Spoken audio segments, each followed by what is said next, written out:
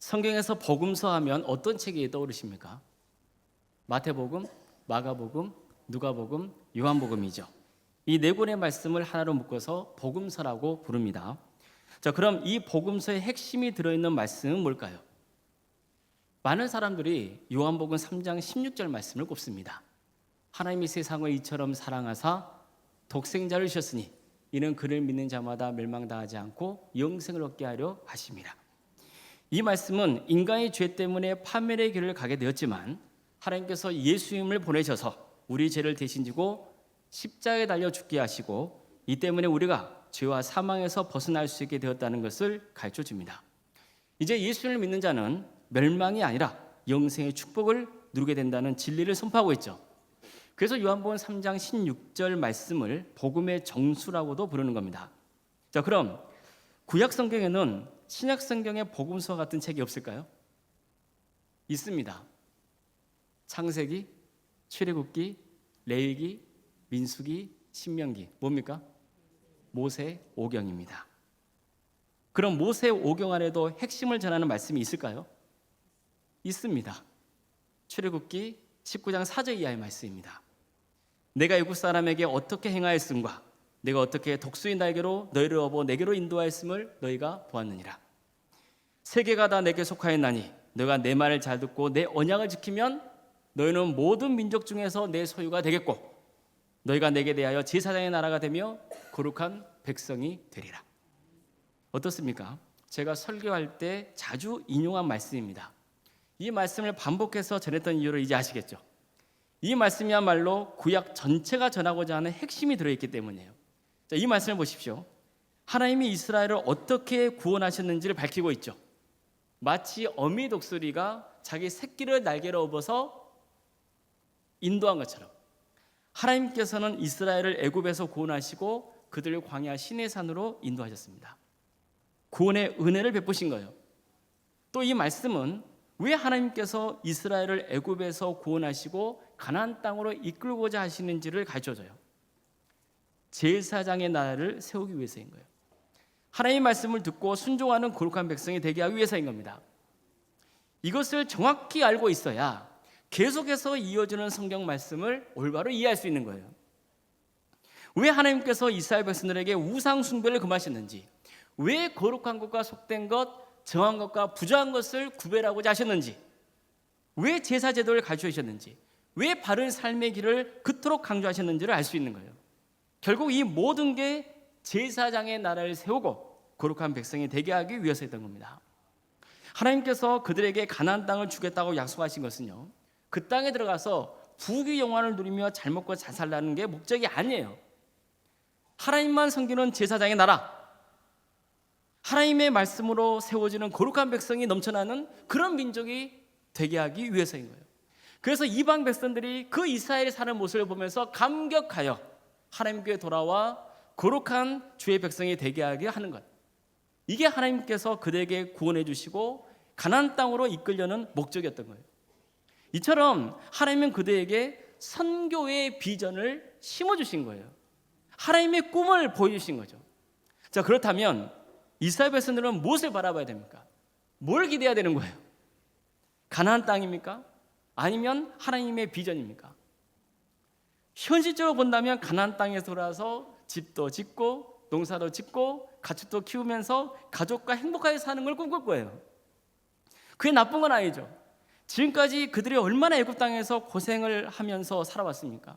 이런 꿈은 당연히 사람이랑 꿀 수 있는 거예요.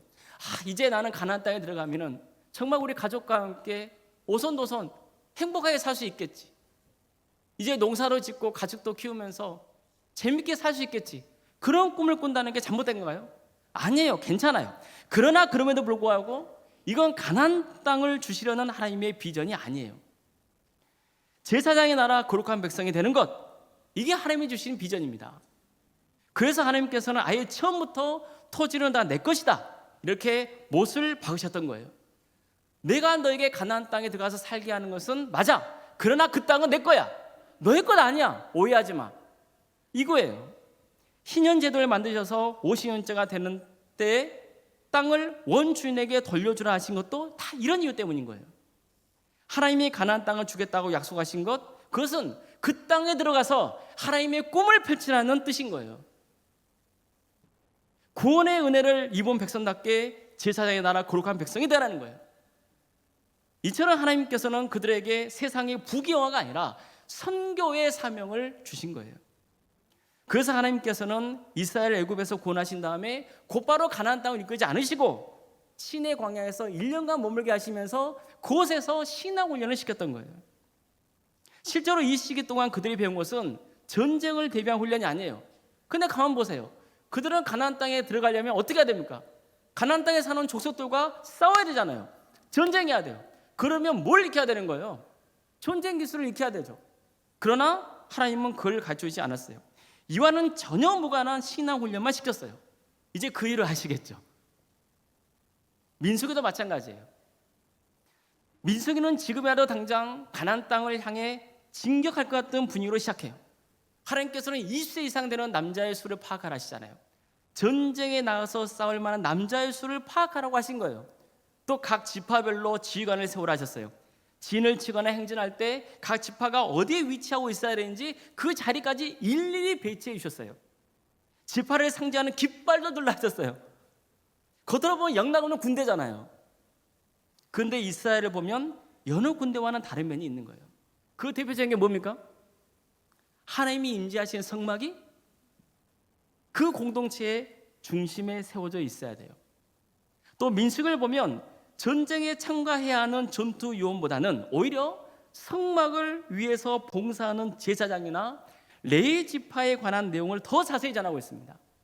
마치 전쟁을 하러 가는 상황인데도 군대를 조직하는 것이 아니라 무슨 교회 하나 세우는 것 같은 그런 느낌을 갖게 한단 말이에요. 이뿐만이 아닙니다.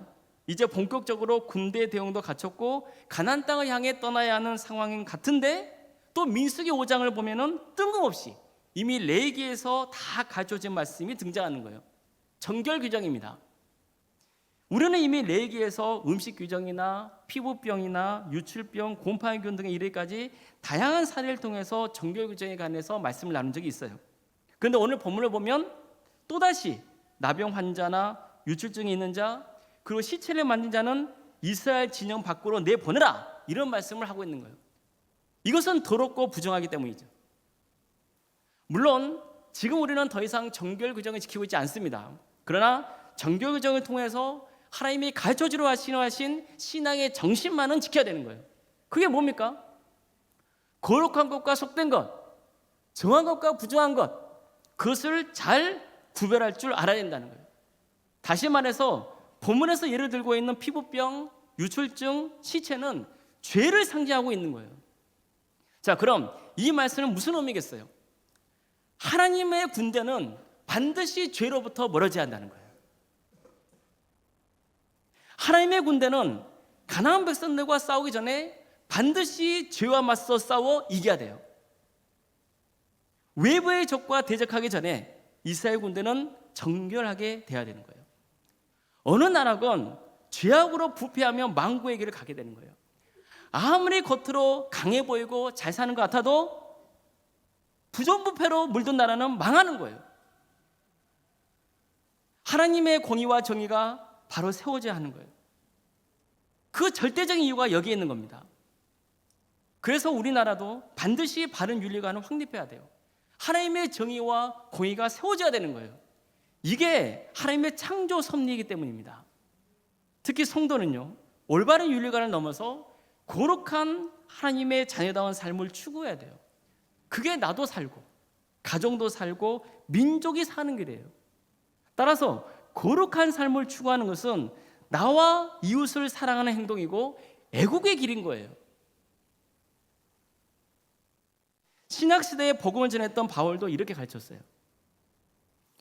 너희 몸을 하나님이 기뻐하시는 거룩한 산제물로 드리라는 거예요. 너희 몸을 하나님이 기뻐하시는 거룩한 산제물로 드리라는 거예요. 정결하라는 거예요. 이런 너희가 드릴 영적 예배니라. 너는 이 세대를 본받지 말고 오직 마음을 새롭게 함으로 변화를 받아 하나님의 선하시고 기뻐하시고 온전한 뜻이 무엇인지를 구별하라는 거예요. 분별하라는 거예요. 이 말씀은 성도가 이 세상과 어떤 관계를 맺으며 살아가야 하느냐를 문제를 다루고 있는 거예요. 여기서는 크게 두 가지를 가르쳐 줍니다. 먼저 악한 세상에 동화되지 말라는 거예요. 또 한 가지는 그렇다고 해서 세상과 등져서도 안 된다는 거예요. 악한 세상에 동화되지 않으면서도 이 세상에 관심을 가져야 한다는 거예요. 뭐 세상 다 그렇지 뭐. 남들은 다 그렇게 사는데 나라고 어쩌겠어.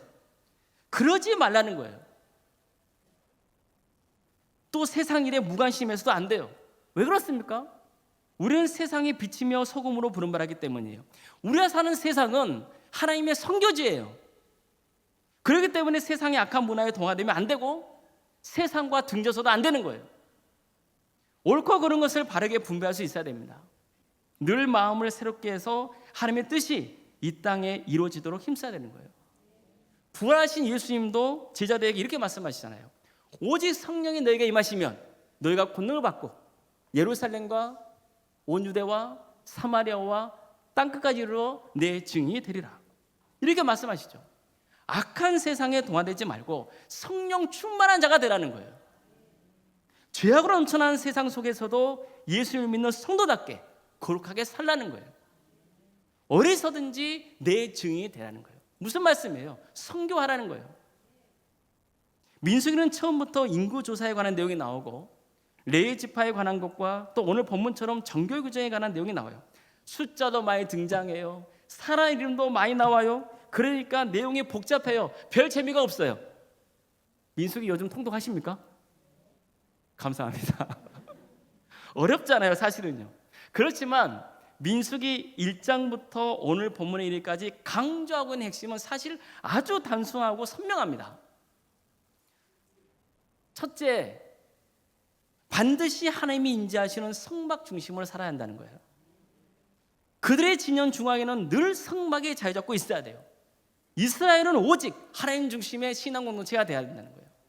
상황이 어렵고 힘들고 복잡하고 괴롭다 할지라도 항상 어디를 바라보라는 거예요? 하나님을 바라보라는 거예요. 둘째, 하나님 중심의 신앙 공동체가 되려면 반드시 정결해야 한다는 거예요. 즉 거룩을 지향하는 공동체가 되어야 돼요. 왜 그렇습니까? 이스라엘 백성들 입장에서 가장 믿을 만한 건 뭐겠어요? 도대체 누구 덕분에 그들이 애굽에서 나왔습니까? 누가 홍해를 갈랐습니까? 누가 그들에게 매일 음식을 주셨습니까? 누가 그들을 지켜주시고 함께 하십니까? 하나님이시잖아요. 하나님이 함께 하신다는 것, 그들이 가는 길에 하나님이 동행하신다는 것, 이것이 이스라엘의 힘의 근원이잖아요. 만약 하나님이 그들을 떠난다면 이스라엘은 어떻게 되는 거예요? 망하는 거예요. 그걸로 끝이에요. 그럼 하나님은 어떤 곳에 임하십니까? 정결한 곳에 임하십니다. 하나님은 거룩하시기 때문에 거룩한 자리에 임하시는 거예요. 이 때문에 이스라엘은 반드시 정결한 삶을 추구해야 되는 거예요. 죄에서 멀어져야 됩니다. 이게 최우선적인 과제가 돼야 되는 거예요. 그들이 가나안 땅을 정복할 수 있는 유일한 희망, 그게 뭐예요? 하나님이 함께 하시는 거예요. 하나님이 함께 하셔야만 이길 수 있어요. 그래서 무조건 그들이 힘써야 하는 건 뭐예요? 정결이에요. 왜요? 하나님은 정결한 곳에 임하시기 때문이에요. 왜 하나님께서 이스라엘을 군대 조직처럼 만들고 본격적으로 가나안 땅으로 진격하기 전에 정결 규정을 재차 강조하시는지 그 이유를 아시겠죠? 그 무엇보다도 먼저 공동체가 정결해야 돼요. 그래야 하나님이 이스라엘 안에 임하셔서 그들과 동행하시고 그들을 위해 싸워주시는 거예요. 가나안 땅을 정복할 수 있어요. 우리도 마찬가지예요. 우리가 세상에 승리하기 위해서는 뭘 해야 되는 거예요? 첫째, 하나님만 바라봐야 돼요. 어떤 상황 속에서도 하나님을 바라봐야 돼요. 정결해야 돼요. 그래야 하나님께서 우리 가운데 함께 하세요. 우리가 승리하기 위해서는, 우리가 끝까지 구원의 길을 가기 위해서는 반드시 정결한 삶을 추구해야 되는 거예요. 우리가 이것을 반드시 기억해야 됩니다. 민수기에서는요, 1장부터 숫자 관련 내용이 많이 나와요. 이미 말씀드린 것처럼 인구조사를 통해서 지파별로 몇 명인지 일일이 다 전하고 있어요. 그러나 진짜는요, 숫자가 아니에요. 그 숫자 이면에 감추어져 있는 그 무언가가 중요해요. 그게 뭘까요? 하나님께서 인구조사를 명하신 건 맞아요. 그러나 사실 하나님은 사람의 숫자를 중요하게 보지 않으세요. 자, 그럼 뭘 중요하게 보실까요? 이스라엘 백성들 한 사람 한 사람이 하나님 앞에 정결한가, 이걸 보시는 거예요. 하나님은 교회 외형을 보지 않아요. 얼마나 사람이 많이 모이고 화려하게 예배드리는가 보지 않으세요. 진짜 하나님이 주목하시는 것은 교회가 얼마나 정결한가, 얼마나 세상과 구별된 거룩한 공동체인가를 보시는 거예요. 얼마나 동암교회 성도들이 정결하게 사는가, 그걸 보시는 거예요. 저는요, 교회를 섬기면서 지키는 원칙이 있어요. 숫자를 사용 목표로 세우지 않겠다는 거예요. 교회마다 올해 몇 명을 전도하겠다, 몇 년 안에 선교사 몇 명을 파송하겠다, 앞으로 몇 년 내에 몇 개의 교회를 세우겠다, 이런 비전들을 내세우곤 해요. 저는 그게 무조건 잘못되었다 말씀드리는 게 아니에요. 사실 또 그렇게 하는 게 안 하는 것보다는요, 더 성장을 이룰 수 있다는 거 저 자신이 잘 알아요. 사람은요, 숫자에 민감합니다. 여러분도 안 그러세요? 안 그럴 것 같으세요? 돈이 숫자 아닙니까? 민감하시죠, 이제? 숫자에 민감해요. 숫자에 집중하는 경향이 있죠. 숫자는요, 사람의 마음을 하나로 모으고 열심히 품게 하는 힘이 있어요.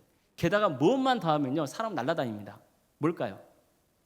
숫자에다가 경쟁심만 붙들어주면 훨씬 큰 성장을 이룰 수 있습니다.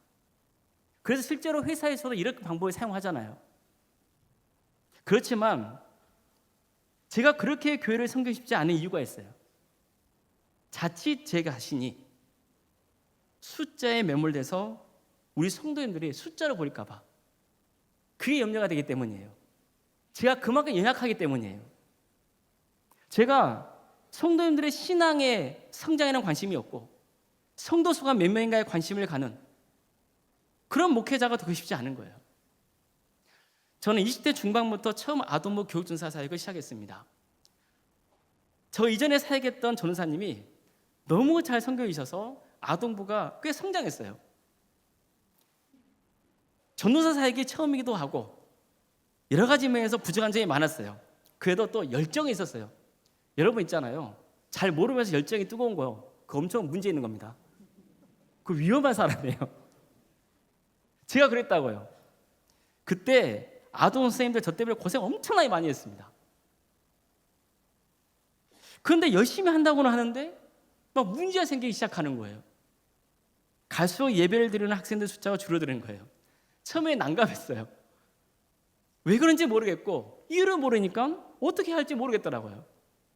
이 지경이다 보니까 저도 모르게 주일만 딱 다가오면 불안해지는 거예요. 메인 뒤에 서서 뭐 하고 있는지 아세요? 숫자 세고 있어요. 오늘 몇 명 왔는지. 그래서 지난주보다 좀 많이 났다 싶으면 안심이 되고 마음이 좋아요. 근데 그 다음 주가 됐어요. 숫자 셌더니 지난주보다 적게 나왔어요. 그런 낙심이 되고 절망이 되고 뭔가 불안하고 그러더라고요. 이런 상황이 몇 달간 지속됐어요. 그러던 중에 이런 마음이 들더라고요. 내가 교회 가서 숫자나 세자고 사역하고 있는가? 성공한 사역자는 말을 듣고 싶은 건가?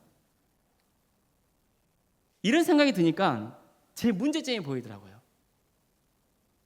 내가 우리 아이들을 인격으로 안 보고 숫자로 봤구나. 하나님의 자녀로 보지 않고 그냥 숫자로 봤구나.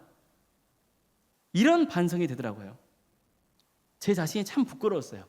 그래서 결심을 했습니다. 절대 숫자 안 셀 거야 이제. 그냥 아이들을 잘 섬길 거야. 예배를 드려오는 애들 잘 챙길 거야. 더 관심을 가져주자.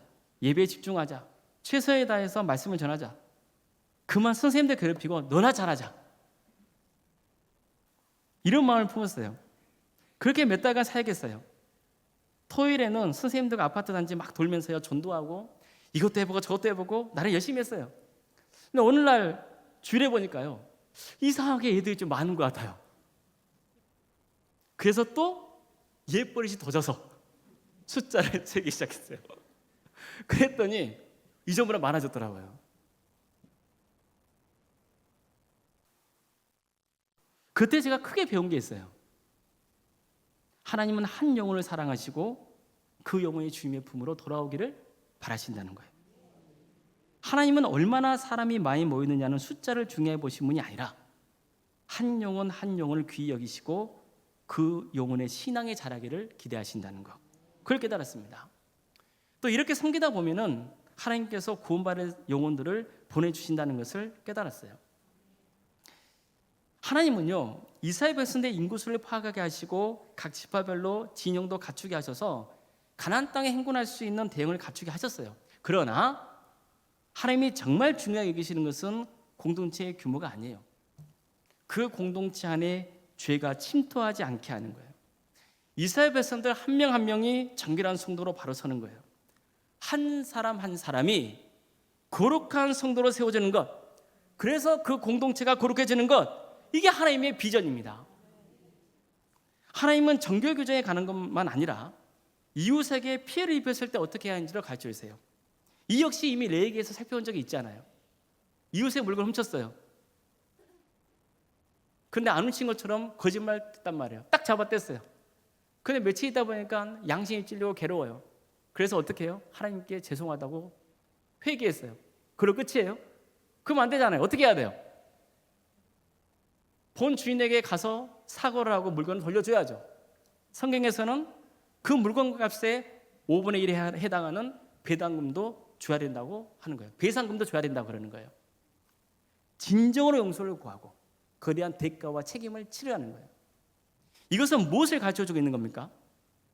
성도는 하나님과의 관계만 아니라 이웃과의 관계에 있어서도 정결해야 한다는 것을 가르쳐주고 있는 거예요. 이웃에게 잘못을 저지르는 것은 하나님과의 관계를 깨트리는 것 같습니다. 하나님은 이스라엘 백성들에게 뭐라 말씀하세요? 원수를 갚지 말고 동포를 원망하지 말며 내 이웃 사랑하기를 내 자신과 같이 사랑하라 하셨잖아요.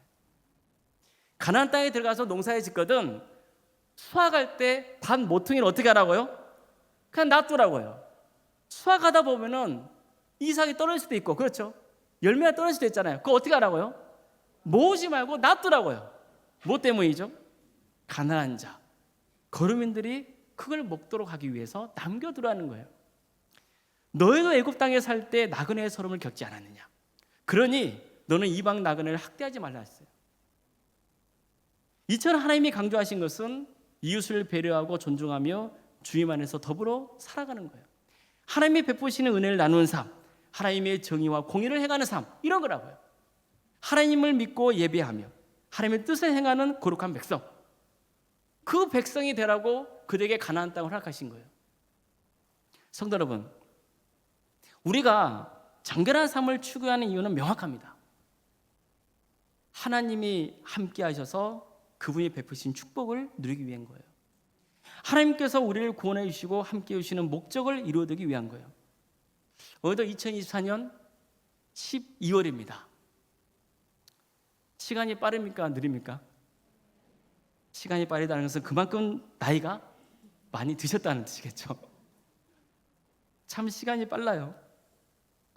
올해 얼마나 우리의 신앙이 성장했습니까? 얼마나 하나님 앞에 정결한 자가 되었습니까? 이제 내년을 위해서 어떤 계획을 세우고 계십니까? 하나님은요, 어제보다 오늘이, 오늘보다 내일이 우리의 신앙이 자라기를 바라십니다. 너무 서둘 것도 없고 뭐 처음부터 너무 높은 기준을 세울 필요도 없어요. 중요한 것은 속도가 아니라 방향이에요. 조금씩 꾸준히 신앙이 성장하면 돼요.